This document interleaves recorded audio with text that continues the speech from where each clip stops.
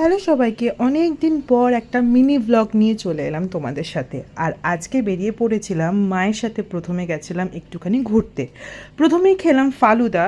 সেটা হচ্ছে উত্তরপল্লী এখন মাঠে বসছে, যারা জানো যে এখন হর্ষবর্ধন মাঠে আর এখন কিছু বসে না। তারপরে গেছিলাম মোড়ে। মোড়ে কিছু কেনাকাটি ছিল, তাই আমি মা বোন গেছিলাম। আর তোমাদের প্রথমেই বলি যে থ্যাংক ইউ ফর 100 সাবস্ক্রাইবার।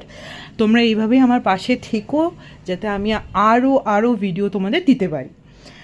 মোড় থেকে কেনাকাটি হওয়ার পর তারপরে আমি, ইয়াসমিন আর বোন বেরিয়ে পড়েছিলাম মেন গেটের দিকে। ওইখানে বসেছিল ভুট্টা, তাই ভুট্টাও খেয়ে নিলাম। আর আমার ভুট্টা খুব ফেভারেট। তোমাদের কার কার ভালো লাগে সেটা কিন্তু জানি। সাথে পড়ছিল একটু বৃষ্টি, আর বৃষ্টিতে ভুট্টা খেতে কার না ভালো লাগে।